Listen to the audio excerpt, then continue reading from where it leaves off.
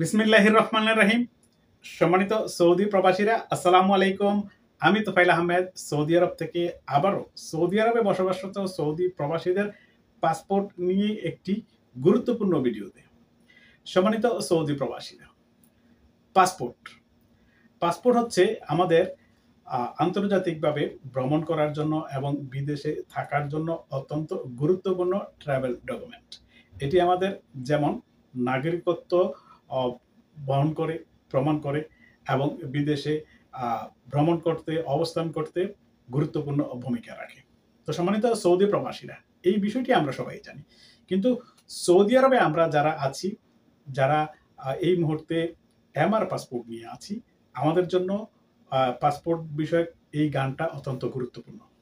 আপনারা ইতিমধ্যেই জানেন যে সৌদি আরব সহ বিশ্বের অনেক দেশেই এখন বাংলাদেশের মিশনগুলো, দূতাবাসগুলো ই পাসপোর্ট দিচ্ছে। তাই ই পাসপোর্ট একটি আধুনিক সংস্করণ। আপনারা জানেন যে ইতিমধ্যে বিশ্বের 50টিরও অধিক রাষ্ট্র ই পাসপোর্টের আওতায় চলে এসেছে এবং ধীরে ধীরে সকল রাষ্ট্রই ই পাসপোর্টের আওতায় আসবে। তাই ই পাসপোর্ট পাওয়া সকলের জন্যই গুরুত্বপূর্ণ এবং সবাই চায় যে তার এই পাসপোর্ট হোক যেমন আধুনিক এবং সেটা 10 বছরের জন্য একটি মেয়াদ।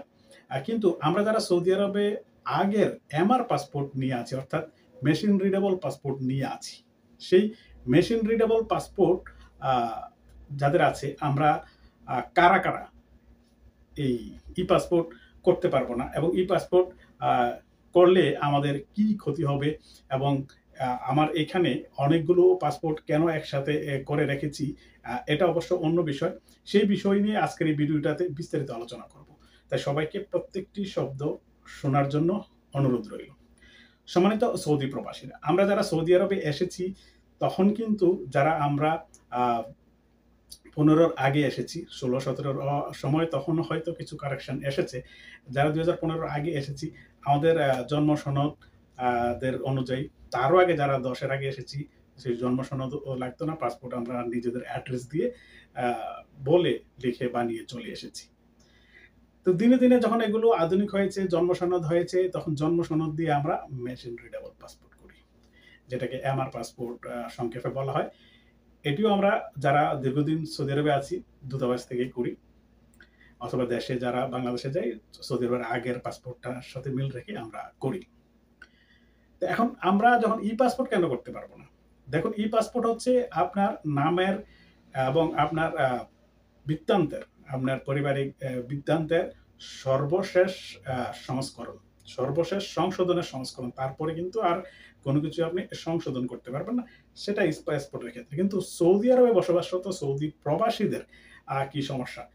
হয়তো এই সমস্যাটা বিশ্বের প্রত্যেকটি দেশে আছে। আমি যেহেতু সৌদি প্রবাসী, তাই সৌদি আরবে বসবাসরত সৌদি প্রবাসীদেরকেই নিয়ে আমি কাজ করি, সেই অভিজ্ঞতা থেকে বলছি।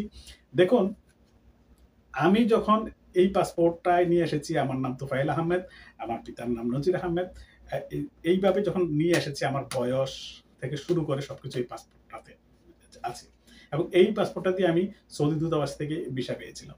সেই ভিসাটা নিয়ে আমি সৌদি আরবে আসি, ইমিগ্রেশন ক্রস করে সৌদি আরবে অনুপ্রবেশ করার পরে সৌদি আরবের পাসপোর্ট ডিপার্টমেন্ট, অর্থাৎ ইন্টার মিনিস্ট্রি, যে মিনিস্ট্রি আমাদের রেসিডেন্ট পারমিট দেয়, সেই জাওয়াজাতের সার্ভারে, ইমিগ্রেশন হচ্ছে জাওয়াজাতের সার্ভারে আমাদের এই পাসপোর্টের নাম, পিতার নাম, বয়স সবকিছু মিল রেখে আমাদেরকে রেসিডেন্ট পারমিট অর্থাৎ আকামাত দেয়। তখন আমরা যখন এই পাসপোর্টটা, প্রথম পাসপোর্টটা যখন আমাদের 5 বছর পূর্ণ হয়, 5 বছর পরে আবারও আমাদেরকে পাসপোর্ট রিনিউ করতে হয়। যদিও আমার পাসপোর্ট এটাকে রি-ইস্যু বলা হয়, তো সবাই মুখে মুখে রিনিউ বলে। রিনিউ করার পরে আমাদের আরেকটা ডিফারেন্ট পাসপোর্ট দেওয়া হয়। দেখুন, আরেকটা ডিফারেন্ট পাসপোর্ট দেওয়া হয়।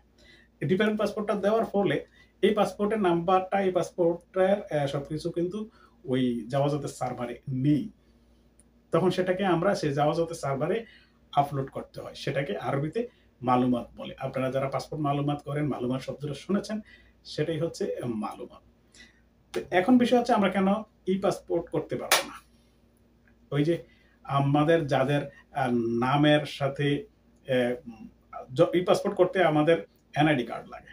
এখন এনআইডি কার্ডের সাথে কারণ এনআইডি কার্ড রিসেন্টলি হয়েছে বাংলাদেশে কয়েক বছর হলো, কিন্তু আপনি 10, 12, 15, 20 বছর ধরে সৌদি আরবে। এখন এনআইডি কার্ডের সাথে আপনার নামের অক্ষরের মিল নেই, অক্ষরের গরমিল আছে, পিতার নামের অক্ষরের গরমিল আছে, বয়সের গরমিল আছে।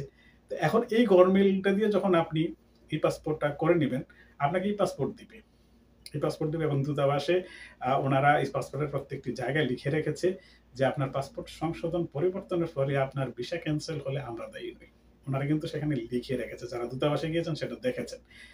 তখন আপনি পাসপোর্টটা নিয়ে আসলেন, নিয়ে আসার সময় কিন্তু আপনার আগের পাসপোর্ট কিন্তু ক্যান্সেল করে দিবেন। যখন আপনি নতুন পাসপোর্ট রিসিভ করবেন, আগের পাসপোর্ট আপনারা যারা পাসপোর্ট গ্রহণ করেন সেখানে দেখবেন যে দূতাবাস ক্যান্সেল সিল দিয়ে দেয়, এই যে ক্যান্সেল সিল দিয়ে দেয়, এই পাসপোর্ট ক্যান্সেল। অনলাইনেও সেটা ক্যান্সেল করে দেয়, এখানে একটা সিল দিয়ে দেয়।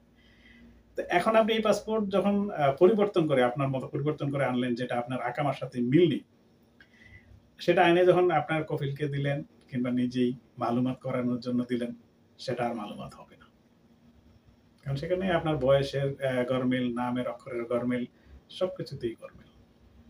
তখন আপনার পাসপোর্ট মালুমাত হবে না, আপনার আকামা হবে না, আপনি সৌদি আরবে অবৈধ হয়ে পড়লেন।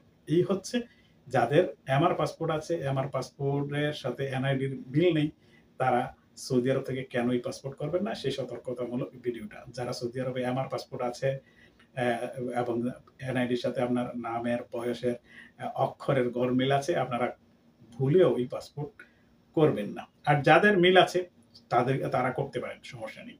কিন্তু এখানে খেয়াল রাখবেন একটা অক্ষরেরও যাতে গরমিল না হয়। সেটা ছিল কেন সৌদি আরব থেকে ই পাসপোর্ট করবেন না। আর এখানে অনেকগুলো পাসপোর্ট আপনারা দেখছেন যে আমি রেখেছি একসাথে করে। সেটা আমার ব্যক্তিগত ওপিনিয়ন, সেটা আপনাদেরও কাজে লাগতে পারে। আমি সেটা বলি যেহেতু আজকে পাসপোর্ট নিয়ে ভিডিও করছি। সেটা হচ্ছে যে আপনি সৌদি আরবে যখন ট্রাভেল করেন, একটা পাসপোর্টে আপনার সর্বশেষ পাসপোর্টে আপনার যথেষ্ট, সেটা অন্য পাসপোর্টগুলো আপনার প্রয়োজন পড়বে না। কিন্তু এই পাসপোর্টটা আপনার রাখা জরুরি এই কারণে, আপনি যখন সৌদি আরব থেকেও অন্য কোনো দেশের ভিসার জন্য অ্যাপ্লাই করবেন, অথবা বাংলাদেশ থেকে অন্য কোনো দেশের যে কোনো ভিসার জন্য আপনি অ্যাপ্লাই করবেন, তখন আপনার পূর্বের পাসপোর্টটা ওরা চাইবে। যে বিড়ম্বনা আমি পড়েছি, কারণ আমি এই পাসপোর্টে অনেকগুলো দেশ ভ্রমণ করেছি, আমি সেই বিড়ম্বনা পড়ার পরেই আমি পাসপোর্টগুলো একসাথে রেখেছি। এই জন্য হচ্ছে পাসপোর্টগুলো একসাথে রাখা। তাই আপনারা কখনো ভুলেও আগের পাসপোর্ট কোথাও ফেলে রাখবেন না, হেলায় ফেলে রাখবেন না। একটা পাসপোর্টের সাথে একটা আপনি অ্যাটাচ করে রাখেন। এই ট্রাভেল ডকুমেন্টটা এখানে আমার 20 বছরের ট্রাভেল হিস্ট্রি। তো সেটা যদি আমার এইভাবে থাকতে পারে, সমস্যা কি? সেটা কি আপনি বহন করতে পারবেন না? অবশ্যই পারবেন। তো সম্মানিত সৌদি প্রবাসীরা এবং বিশ্বের অন্যান্য দেশের প্রবাসীরাও হয়তো একই নিয়ম হতে পারে। তাই পাসপোর্ট নিয়ে ভিডিওটি কেন ই পাসপোর্ট করবেন না সেই বিষয়টি নিয়ে আপনাদের সামনে আলোচনা করলাম। সবাই ভালো থাকুন, সুস্থ থাকুন, নিরাপদে থাকুন। আল্লাহ হাফেজ। আসসালামু আলাইকুম ওয়া রাহমাতুল্লাহি ওয়া বারাকাতুহু।